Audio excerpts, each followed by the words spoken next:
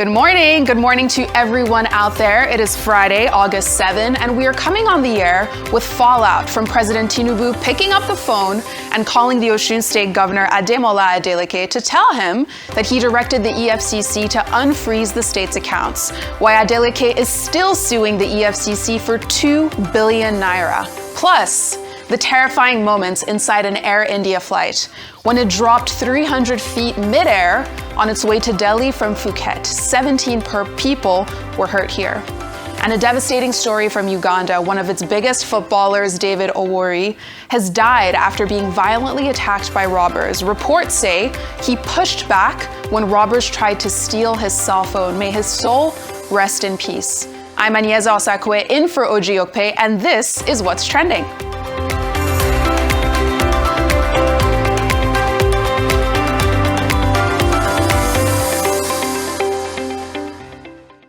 Now, before we get into the show, let's highlight what you're talking about right now. As always, we have our team tracking conversations on X, Facebook, our YouTube Live, and of course, Leke, and 3 stories are dominating your timelines this morning. Trending at number 1, President Tinubu's Chief of Staff, Femi Gbajabiamila, officially cleared of any blame in the Presidential Foreign Investment Promotion Council saga. Not quite the same, though, for Adeniyi Adeyemi, who might be looking at prosecution for running this fake agency. Trending at number 2, this tourist going viral for saying that fuel prices in Nigeria are way higher than Europe, especially for being an oil-producing country. Make that make sense. And trending at number 3, crowds and crowds of people all queuing up for Enugu's College of Nursing exam, why this field is so popular and increasingly becoming competitive. We'll discuss later in the show. But here's where you come in. Join the conversation. Use the hashtag What's Trending with Oji Okpe. Comment on our live feed and on Leke, and tell us which of these stories matters most to you and what's trending in your community. Because we're getting into everything that has Nigeria and the rest of the world buzzing this morning. But first, we are getting some extraordinary campaign rhetoric out of Osun State, with Edo State Governor Monday Okpebholo questioning the public at an APC rally in Osogbo on Thursday whether they're not tired of Governor Ademola Adeleke's non-stop dancing.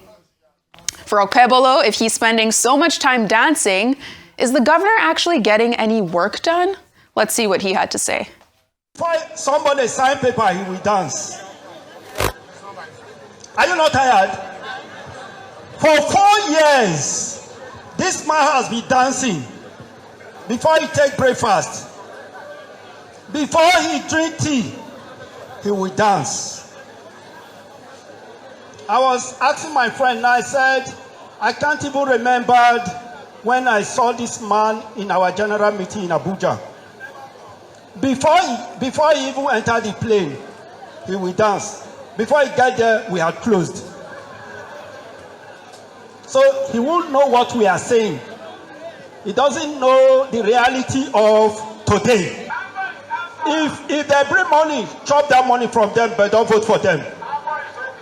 They said they have money to spend. Is that not so? Just collect the money, keep it in your pocket. That man is Obasaki's friend. You know we kick Obasaki out of Edo. So we have to kick his friend out of this place too. Edo people chop Obasaki's money, but they never vote for him. But they kick him out. A governor that is not working, the best gift for him is to send him out of that state. If he's not working, what business does he have here? Does he have any business? Abojo! On the 15th, what are we doing? Are you not tired of dancing, governor? Now, for context, this was Okpebholo speaking at an APC campaign rally in support of the party's governorship candidate, Bola Oyebamiji, aka Ambo. Strong words towards the dancing governor. But why does this matter? Why are we essentially leading the entire show with this? Because beneath the jokes, Okpebholo said something worth doing a double take on. In that clip, he also advised voters to take cash from political opponents and pretend like they'll vote for them. That is electoral fraud, plain and simple. taking money and committing to voting for a particular person. And that statement from a serving governor shouldn't be lost in all of the conversations taking place on Osun State today. So before I take one reaction to what the governor said, let me say good morning and TGIF to the morning show team. Good morning, Rufai. Morning. Good morning, Ayo. And good morning to you, Dr. Abati. Now, Rufai, I'll come to you on this first story. But first, Christian on X said, Okpebholo should be careful. He's still relatively new in Edo State. Mocking another governor's personality is easy. Delivering visible results in your own state is harder. Nigerian voters are not as stupid as politicians assume. They can enjoy the comedy and still vote based on the pocket and their road. Now, Rufai, your assessment of Okpebholo's comments and, of course, making fun of Adeleke's dancing, telling candidates to take cash from political opponents in the context of everything you've been talking about on Osun State this morning. Okay. So... To dance or to not dance? The dance or to not dance. Maybe Governor Okpebholo is jealous that he cannot dance like Adeleke. So that's why he had the affectation with dancing. I'm not saying don't give political jabs. If in your statement you had said XYZ was not done, Adeleke did not meet this development quota, you stick to the issues, I would debate that. But if you are berating a man for dancing, we can put videos of Okpebholo to dancing now. Has he not tried to dance once or twice in a rally? So, but all of this is all political speak, so I don't really worry. But I think it should be issue-based. But I think the most important thing we'd like to ask Okpebholo here is that, has he collected security clearance from Adeleke before he enters Adeleke's state? Because you remember the case of Peter Obi, where he said, if anybody wants to come to my state, it's just only best for you to collect or to inform me so that I'll be able to provide security for you. He said it. These are his words, not mine. And at that point, some people defended him. So I want to know, did he officially write to Adeleke or he sent a message to him that Adeleke, we are coming to campaign against you in your states? Because when people are talking and they try to justify their talk, they forget that there's a day that thing they said will come back to them. Life is like a boomerang. Thirdly, this cultural phenomenon of most governors going to campaign for their fellow governor in another state. All the political parties do it. I'm not going to blame APC. PDP too did it in their days. Everybody do it. Then you leave your state, like the problems of your state are not pressing enough, then you go and sit in another state. If that video was made yesterday, I don't know if Okpebholo has returned to Edo State. He'll probably, maybe he went to campaign or he has returned. But when it gets to crunch time for the election, we'll almost see the governor, they go and stay there. It's not necessary. Each state is a subnational on its own. I don't have problems with when you have a grand rally, all of you have a coalition. But going there individually and all of that and leaving the people in your state, all of them do it. It's not only an APC thing. But most importantly, we would like to call again that with these Osun elections, Nigerians are watching. And these Osun elections will determine a lot for INEC, for the government, and for all that transpire. Absolutely. Everyone is watching what's going on in Osun State. And apparently, nothing, not even those comments from Okpebholo, can stop Governor Adeleke from showing off his dance moves, as he thrilled a crowd in Osogbo alongside his nephew, Davido, who was in the state to publicly throw his weight behind his uncle on Tuesday. Let's take a look.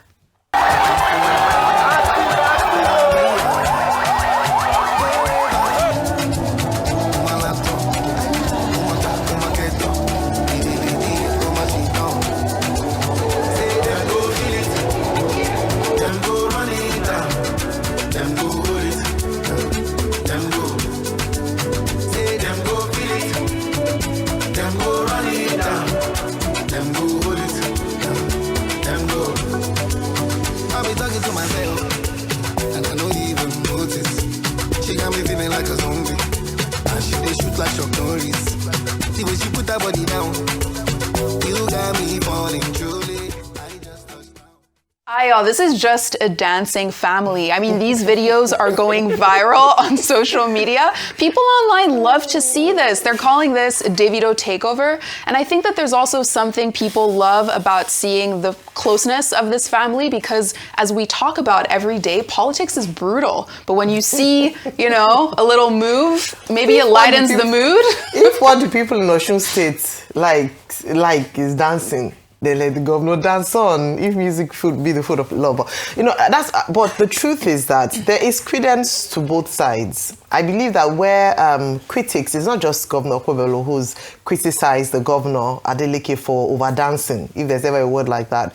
I think where it's the fact that it is bringing, what they have asserted is that it's bringing almost mockery or devaluing that position of governor. However, there's no law against the governor dancing. The people who will decide whether or not his dancing is affecting them positively or negatively are the people of Osun State. And that's why I always talk about the importance of ensuring that voters are educated enough to the extent that they know what to look out for when it comes to choosing their elected official, their governors, you know, local government chairman. If some people, it is rice that is there, that if you give them rice, then they will vote for you. Some people, if you give them 5,000 naira, that is enough to get their votes. While some people, they're just easy. They just want you to dance for them, entertain them, and they're happy to vote for you. And so the question or the conversation should be more about, and I hope that the opposition or political parties will take this as an opportunity to really invest in political, information and education for the citizens. You cannot deny Davido's, going back to Davido's star power, they've used star power, and there are many other music artists that other people can decide to bring into the fray if that would convince the Osun State people enough. But I do think that the reason why Governor Adeleke is popular is that he has an appeal to the people. I mean, you can see that people like, oh, they just like him, he's relatable, and maybe that's something to consider. What is your own relatability factor that you can use to engage or engender goodwill from the people? But beyond that, the most important thing, Annie, and I think if I touched on it, is that what is the need for the people? Yeah. So beyond the dancing, after the dancing is gone, after the music has gone off, what tangible benefit do the Osun people stand to gain from whomever their choice of candidate is? That should be the real issue. Don't let anything distract you. Let it be dancing or, rice, or like Okpebholo was saying, money, 5,000 here. This is your future. Right. This is Osun State. So the critical question that should be asked would be, is Osun State better 4 years after than it was at the beginning of his tenure? And that is determined by the Osun State people. Do they like what the governor has been able to do in bringing people? That is up to the Osun State people. Dancing is good. Please, Governor Adeleke, don't stop dancing. No, don't listen to Okpebholo. We like it. But in saying that, we should not let it distract from the real conversations around the benefit to the Osun State people. Anybody can use dance as a strategy. If everybody, all the governors, like, they should go to dancing school, if they think that is what is working for Osun State, which I don't think it is, because it would be quite, dumb for anyone to vote someone based on his dancing skills. That is almost ridiculous. Absolutely. But I do think that he has found his own strategy to engender goodwill with the people, to relate with the people, and that's his strategy. Let everyone define their strategy, but let it more be about what the gain is for the people. That's, for me, is what is the most important. Very interesting. And as we talk about relatability of political candidates, let's now highlight this clip that's trending online of Edo State Governor's hype man praising him and Kogi State Governor Usman Ododo in Osun State. Let's quickly watch this video. Best governor in the South. The best governor. The ego has landed. Oh, Akbako. The ego has landed. The Akbako. The ego has landed. Akbako. The uncommon governor of Edo. Ododo. Ododo. Ododo. Ododo. Governor, the best friend to our governor. Ododo. The best friend to our governor. Ododo. The best friend to our governor. Ododo. Oh, Edo is shining. No matter. Oh, God. Dr. Abati, clearly some people like dancing, some people like having a hype man. I mean, what do we make of these strategies that politicians are using to create buzz or fanfare around them. Okay, I said this morning that, politics is not necessarily about emotions. It's about strategies. So, as a politician, the man with the better strategy will win. And we've been told by someone who should know in this same country that all is fair in politics. So, if dancing works for you, try dancing. If surrounding yourself with hype men works for you, just do that. Although I'm just so worried about those hype men that an adult, some of them will have their wives at home. They will have children. Will follow another human being all the way from Benin to Osogbo to go and be shouting, Akpako, Akpako. The eagle has landed. Adeleke must leave. Adeleke is leaving. National assignment, not use the job where somebody they do, they laugh. It is a legit, there's dignity labor. As long as you not steal. Dr. Abatimi, can I ask you, now your voice he use? Is it your voice? No. I'm speaking. The governor can find better things for them to do. Singing as they paying them. He go they sweet us. As they sweet us, he go they paying them. Well, I'm just amused that, some women are so unfortunate. You have a husband who is just, a job is a job. Just going around town shouting. Please stop that. Okay. Anyway, that's just on the lighter side. But I think one of the things we've always said on this table is the need to take voter education seriously in this environment. You know that voters who are advised to collect money and vote their conscience, they take it seriously, either out of cynicism or out of the poverty in the land. But I think that, we have to keep educating our voters that one bag of rice cannot feed you for 4 years. The 1 naira or 5 naira that politicians give you, that's not what you need. You need something more than that. The emphasis should be on how do we all, either we are politicians or we are ordinary citizens, how do we promote the common good? This elementary definition of politics, I think is one of the major problems that we have in this environment. Stomach-driven politics. And, those who are in positions of leadership, they should not be promoting elementary politics. Once you eat today, it doesn't matter if you are hungry for the next 4 years. That's the only major thing that I see. And I think further investment in voter education could help in that regard. Very good point. Okay. And for this next story, we'll stay in Osun State, the last one, because right now social media is totally dominated with reactions to the president's directive to the Economic and Financial Crimes Commission to unfreeze Osun State government accounts. Remember, just yesterday, the president said that he felt embarrassed by the EFCC's move. And in a new statement, a former advisor to President Buhari, Babafemi Ojudu, explains his support of the president's decision because Tinubu himself has been a victim of power abuse. Speaking about President Tinubu, he writes in part, and I'll read just a part of that statement, "A lot happened to him under the Obasanjo and Jonathan administrations. Watching him endure all manner of indignities in those years, I often felt sorry for him. Whatever one's political persuasion, those experiences teach an enduring lesson. Power is transient, and the instruments used to torment opponents today may be turned against them tomorrow. Some suggest the president knew about the action but didn't anticipate the backlash it would bring his government. Others believe that the administration detected a shift in sympathy towards the Osun State governor and retreated to avoid the consequences. The president stated that he had no prior knowledge of the action, but how could a federal agency take a step like this without anticipating the damage it could do to the public's confidence, both in the government and the electoral process? Was it recommended by people who failed to appreciate its consequences? Or was it the handiwork of fifth columnists determined to embarrass the president and portray his administration as willing to deploy institutions against political opponents? Rufai, I'll come to you on this statement and anyone else who'd like to comment, because he's essentially saying everything, what goes around comes around, and that's a reason why we got this response from the president. But the question is, and kudos to my big Egmont, Babafemi Ojudu, great journalist, former senator. But the question is, did President Tinubu learn from what happened to him as regards the local government debacle? I mean, Dr. Abati, please, I'd like to come to you. You can see what happened as regards the local government situation in Osun.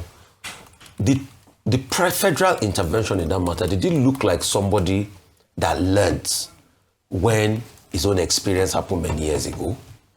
No. It doesn't look like it. And it goes back to that talk about be careful when you have the power, when power comes to you. We remember how a lot of people fought for President Tinubu then. In fact, that singular gesture endeared a lot of people to him because we felt Obasanjo was victimizing him. And he had gone through a lot, being the last man standing. But when it became the turn of Osun, we saw the role the federal government played in all of this, which was not an appreciable role. Secondly, yes, we can say, oh, this decision is to be able to walk back a lot of things. But like he said rightly in that article, is it that they didn't know the consequences of this action? For me, I don't have all the facts. But I just thought that public backlash was also part of the things that aided that decision. And there was a lot of it. And there was a lot of it yesterday. Public backlash. Because as at yesterday morning, EFCC was still finding every reason to defend it. Until the public backlash grew so much that even the NBA, as at yesterday afternoon, when you check the news cycle, had spoken up about it. Then a lot of people were speaking up about it, then the reversal. So the question is it that we were not circumspect enough? What is leadership? Circumspection. What is leadership? A good over your head, to a good head over your neck to make good judgments. Judgments that are devoid of leanings and affiliations. Judgments that are in your own favor against other people. Leadership means denying yourself. That's who a leader is.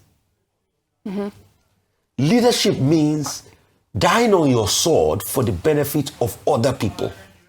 That's what leadership is. So are we saying that there was no circumspection? And in as much as everybody is trying to say he's an hero for all of this, we have seen way too many decisions being made in this administration that we saw that there was no circumspection. Right. And that's where it falters. So the narrative of those that are in support of the president is, oh, he did something well, deft move, very politically astute and everything. But Annie, the blackmail has already been done. And that's why the Osun State government is suing 2 billion for damages. 2 billion. For what has been done already. Absolutely. And Ayo, you cited the case of Ekiti. Yeah. That was not done in the case of Ekiti. Well, I just wanted to point out to a statement that I think should stand out in Mr. Ojudu's statement, which is that we must... the president has made the right move, but even beyond that, we as Nigerian citizens deserve to know what institutional safeguards failed, and more importantly, what must be done to ensure we avoid a recurrence. In this instance, the president, using his discretionary powers, decided to intervene. What if we have a situation in the future where the president chooses not to intervene?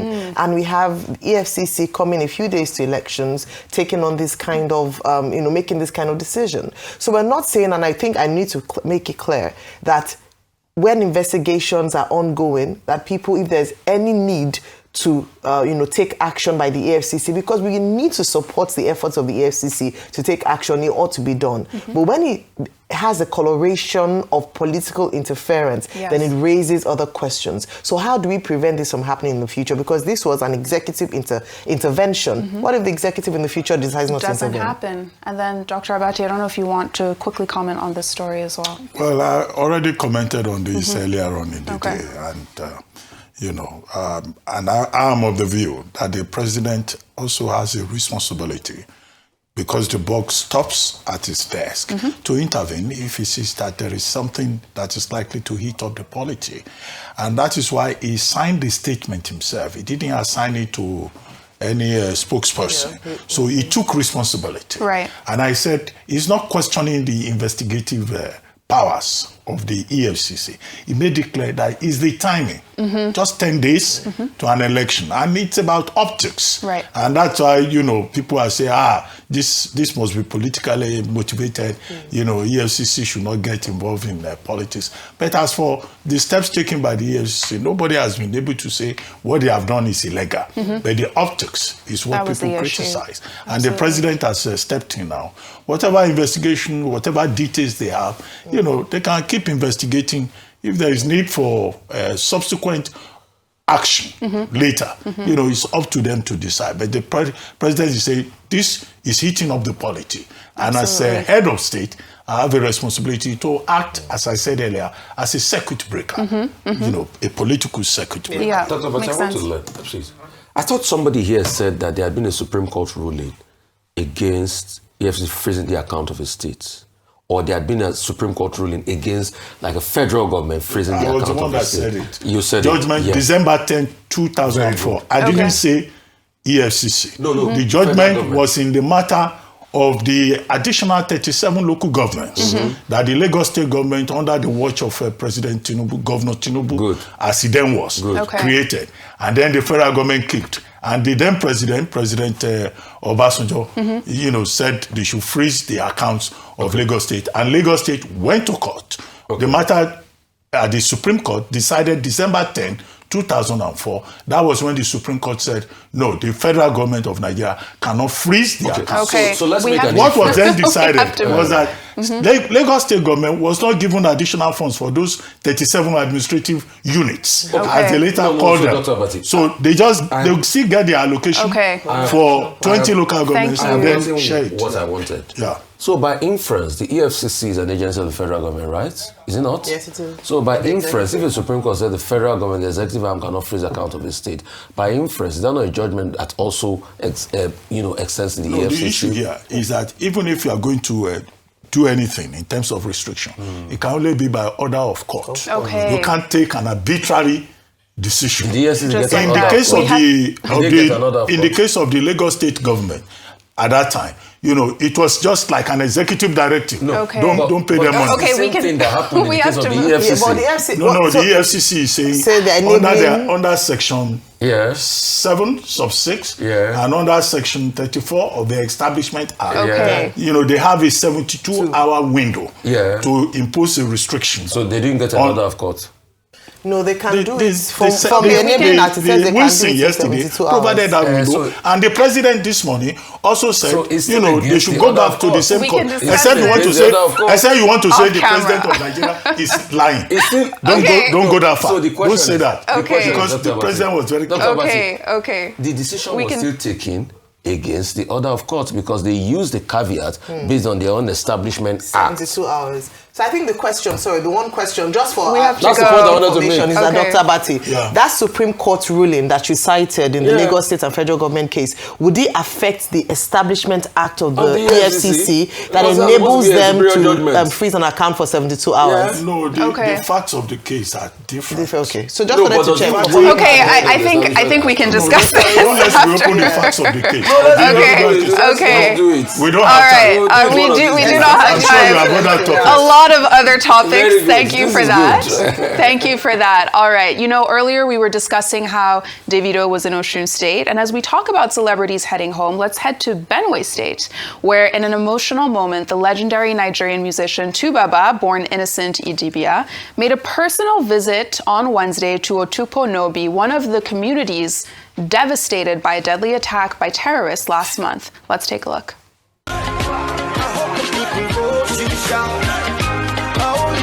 As you get opinion, make you know say other people get opinion too. I see the do things I be do, make you know say their opinion no one sign you.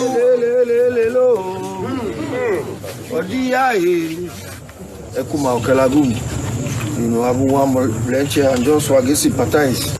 Now, what stands out here is the fact that Tubaba didn't necessarily go to this community with solutions or promises. He went with something you rarely see in public life: genuine presence, taking time and honestly acknowledging people's pain and suffering. And it hits home, especially since he's quite literally a son of that soil. And meanwhile, the humanitarian catastrophe in Sabon-Birni local government area is getting worse by the minute. Just days after the attack on Samaye that killed at least 21 people, another 37 abducted, we have this new video being circulated which shows dozens of families walking through the wilderness with their life's belongings. This is Sokoto State. Let's take a look.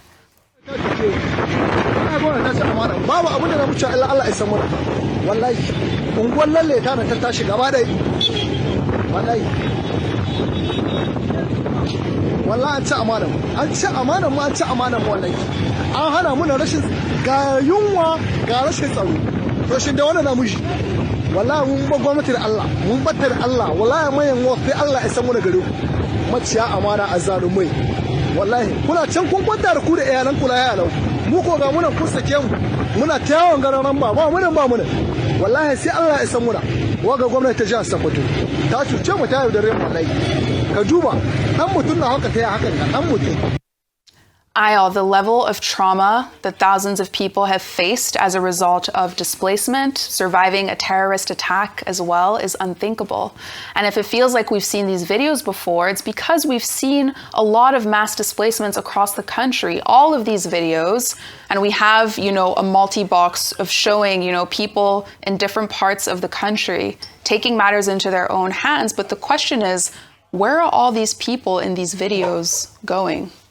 That's a very good question. I think the video speaks for itself. And like you said, it could be a video that I've seen many times. The only difference would be that they've occurred in different communities, whether it be in Kwara community, some in Jos Plateau State, across different states in Nigeria. We see where people have taken matters into their own hands and chosen to flee because they just feel like the state would not come to their rescue.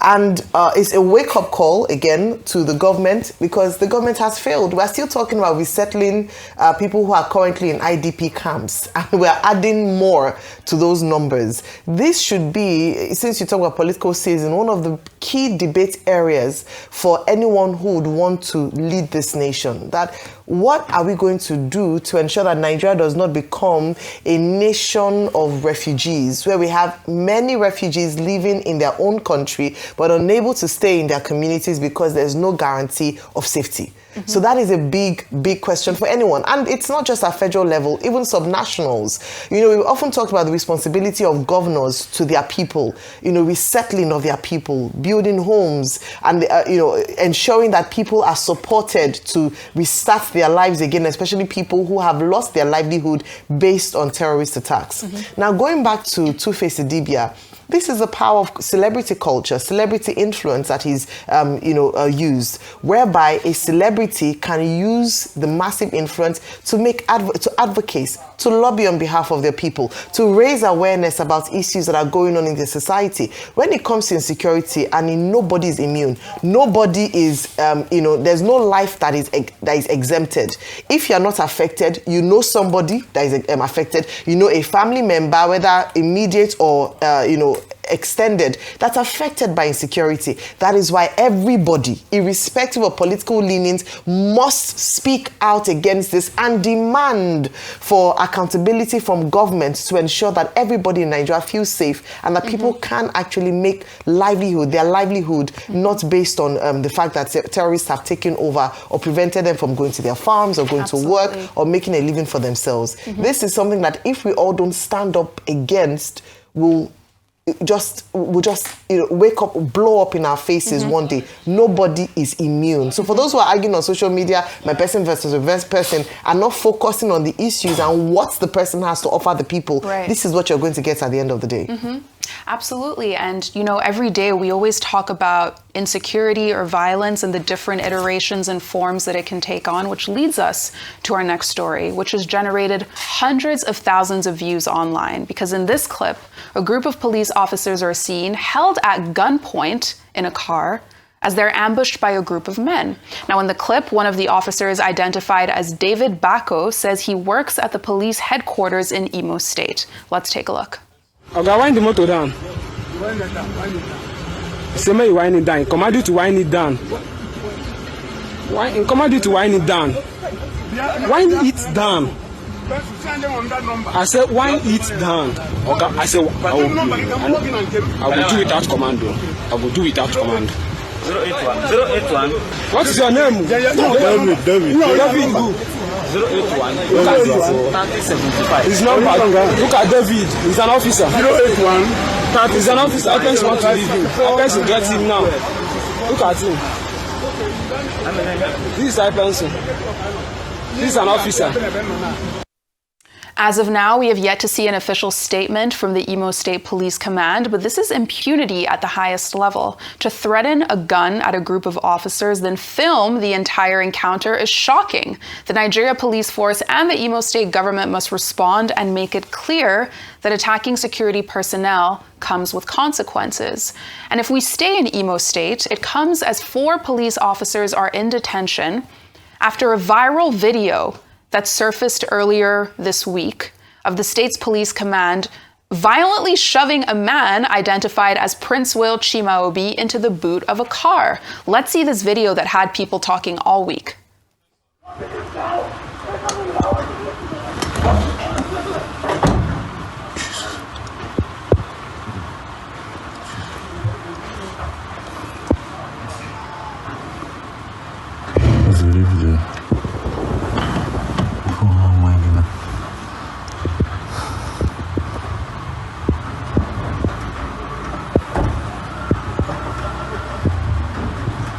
So person dey for boot, and that person gonna breathe. Dr. Abati, in a statement from the police command, the officers were apparently conducting a suspected drug trafficking operation. 2 suspects have now been arrested, but nevertheless, they condemned the way in which the personnel forced this man into the boot, and people online are saying it's essentially somewhat of a saving grace that it was caught on camera, because if it wasn't, who knows what would have happened. Which is how, now in the age of social media, everybody is virtually a reporter. And the government also says, well, if you see something, say something. So you find citizen journalists out there, bringing, reports like this to the public attention. However, there's something the police refer to. They call it Standard Operating Procedure, SOP. The challenge is how many of these policemen follow their own procedures, particularly, the kind of degree of force that you use. You are supposed to apprehend the person with a proportional use of force, not to, go beyond the bounds or the rules. But the same police force, has a disciplinary unit. And these incidents that we have seen here should be investigated. In this particular case on the screen, you already say the policemen have already been arrested. There must be a way to arrest somebody, not by locking people inside the trunk of a vehicle. So we hope that the police, Imo State Police Command, would, respect their own rules and make sure that appropriate sanctions are applied. In the other video, the first one, where some policeman at Gunpoint was being asked for his details and all of that. If you look at the uniform that those persons were wearing, one of them was wearing a camouflage. So are these soldiers? If they are soldiers, I think, the matter should be investigated. The Igbo Police Command, they already know the identity of their officer involved in that scene, David Bako. Do they have a certain David Bako? What, has been done by the Imo State Police Command to find out what exactly happened here? Was a man on VIP protection duty, because I saw one man sitting there in the owner's corner, not wearing a police uniform. And then who are these men? Are they uniform personnel, appropriately so, or they are just some militia, gang that is out there? But some people who saw that video very closely said they are carrying police or security rifles that may well belong to a particular agency. But, it's only through intervention of the Imo State Police Command and talking to David Bako that the facts of the matter can be established. Because we can't have, all kinds of gangs around, the streets, whether in Imo State or in Ogidi. Definitely not. That's to make you laugh. That's funny. That's very funny. But it's true. I mean, everyone must be secure, and the Imo State Police Command should respond to that video. Let's now shift gears, because right now hundreds of people online are weighing in on this new video where a content creator calls out Nigerian doctors and hospitals, accusing them of asking for way too many medical tests, leaving patients with way too many medical bills. The clip surfaced on Thursday. Let's take a look at what she had to say. Nigerian doctors, you guys need to stop misdiagnosing people and making them spend money that they don't actually need to spend just because of you're trying to make money for the hospital or for yourselves or for whatever reason that you do it for. I understand that sometimes people need to run tests, like do proper testing in order for you to diagnose them of what is wrong with them. That's not what I'm talking about. I am talking about the doctors that will intentionally send you to the lab to go and run tests that you don't need because of they are trying to generate money for themselves or for the hospital. I have complained about this same thing to a doctor friend of mine who explicitly told me that if you don't do this part, if you don't do this thing, they are going to query you. A doctor has sent me to go and do 4 expensive tests because I came to complain about chest pain. This doctor that gave me this diagnosis told me that something was wrong with my heart. That the vein taking blood to my heart has been blocked by fat. Going to the hospital is already expensive enough. You don't have to make people spend money that they don't even have. There are a lot of people these days that don't even want to go to the hospital because they know that if you go to the hospital, you are going to spend money, whether you like it or not. And Rufai, let's stay in this world of the medical community, because meanwhile, we have this other clip of a huge turnout of applicants at Enugu State College of Nursing examinations that's caused a lot of reactions. We have this video. You can see what looks like hundreds of students going for this one test. And people online are pretty much just taken aback by the scale and the number of people who are apparently interested in nursing. I'll take 2 quick reactions from X. One person wrote, Sizzle, we need to get Nigeria working again. The amount of youthful manpower we are wasting is incredible. Look at how many people are willing to be nurses. Healthcare in this country should be number 1 in the world if handled properly. Then Obi says, in the next 10 years, over 20% of these people would have relocated abroad. Over 30% of these people will be selling hair and wigs on WhatsApp status. Some of them would even turn to bakers. Only a small amount will really practice nursing. It is well with this country.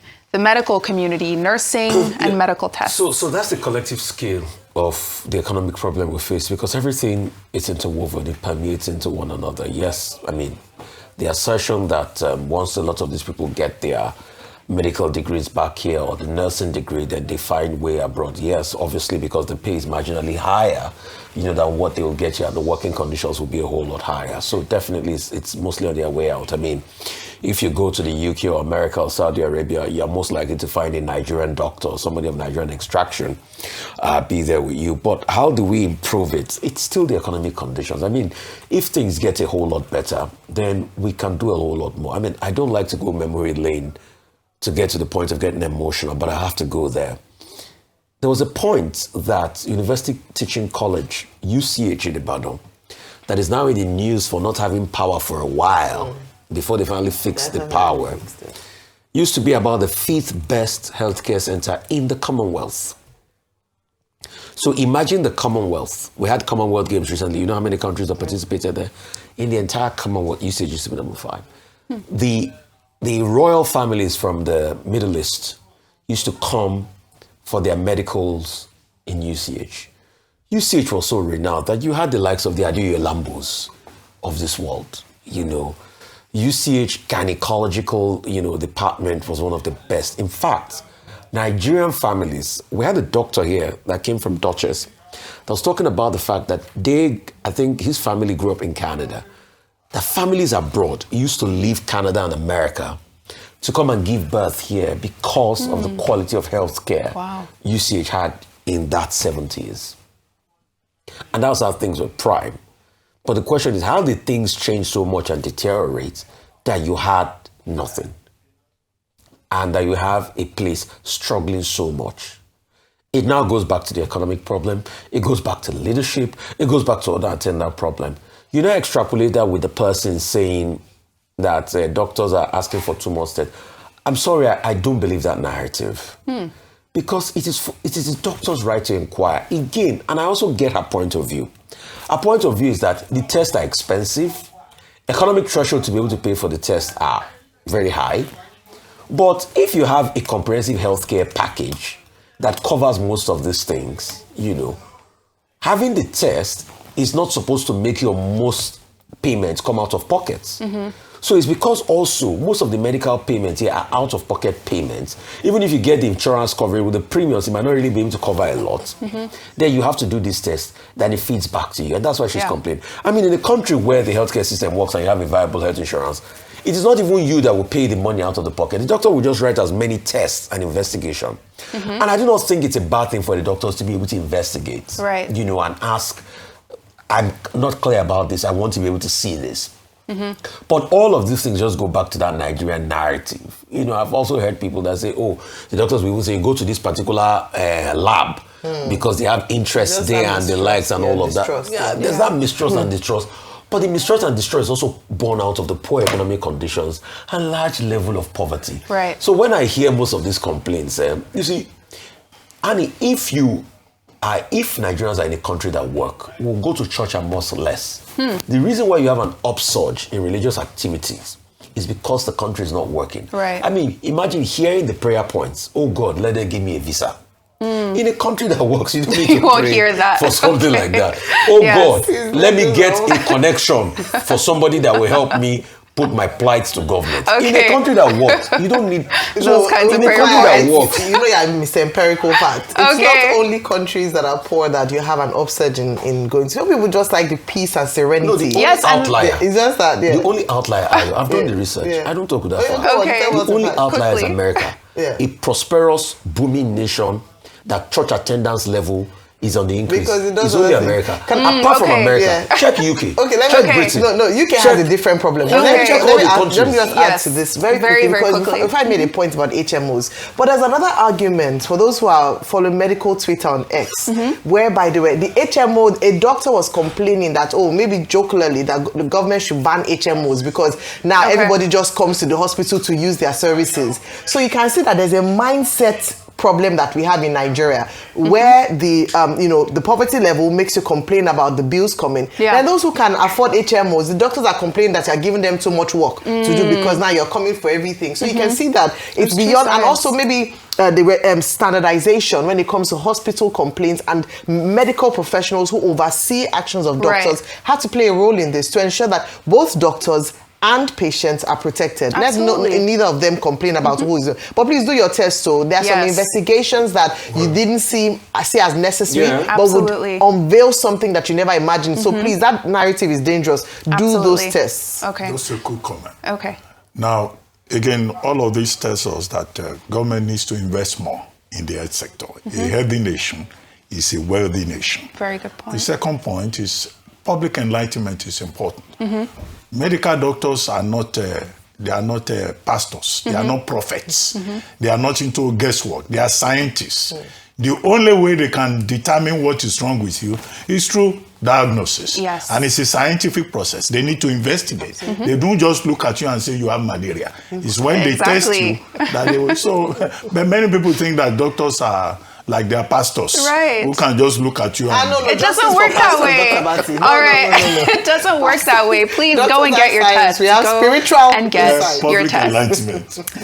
Okay, let's now highlight an incredible sighting of what appeared to be a whale in River State waters. Now, the mammal, which is being identified by experts as most likely a humpback whale, was spotted in a new trending video that emerged earlier this week around Andoni. Let's take a look.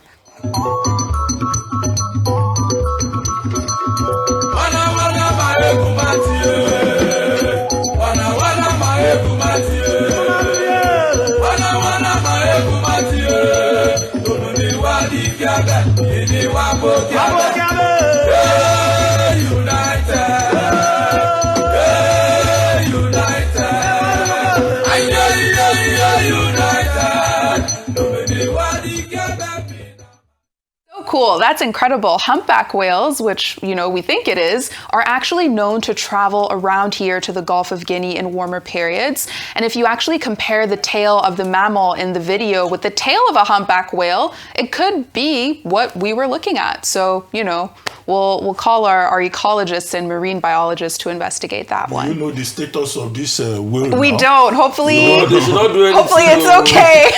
Did it swim ashore? Otherwise, it will have ended up as pepper soup. Oh gosh. What happened to that elephant that was also found in River Sandoni? Hopefully they're both okay. I hope so. Hopefully they're both okay and not in a pot of pepper soup. All right. This next video may be the cutest one you see all day. In a heartwarming family moment that's gone viral, a proud mother arrived at her son Promise's sign-out celebration from Federal Polytechnic Nekede in Owerri with a live goat as a special gift. Aww. Let's take a look. That's so beautiful.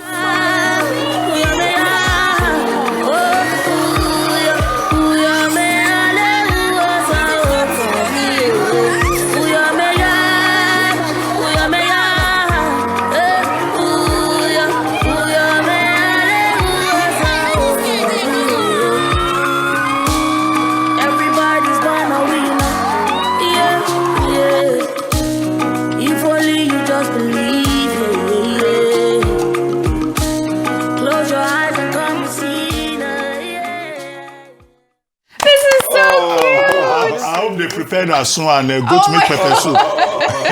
There's nothing like a parent's love. Beautiful. Congratulations to Promise on completing his program, and respect to his mom for showing up in such a memorable way. Nigeria celebrates you both. Yeah. Let's end the show by taking our good news report now, and this one is a big win for Nigeria and women in medicine. Dr. Salamat Aliyu Ibrahim, widely seen as the first female certified neurosurgeon in West Africa, has been appointed medical director of Freeman Children's Clinic in Missouri in the United States.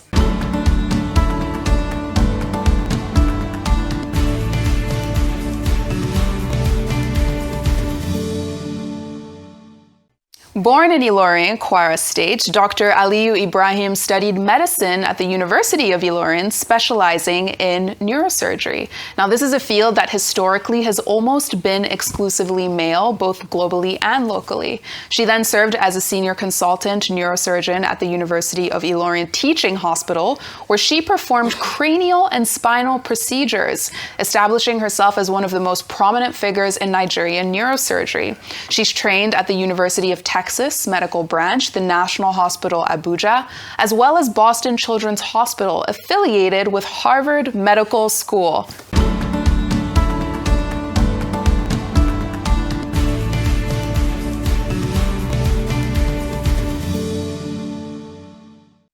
Now, her appointment as medical director of a children's clinic in Missouri now places a Nigerian-trained medical pioneer in a senior leadership position in the American healthcare system, reminding all of us what this country produces when it nurtures its talent. From all of us at Arise, congratulations to Dr. Aliyu Ibrahim. Incredible. Congratulations. Neurosurgery. It's bittersweet for me. I'm happy and I'm not happy.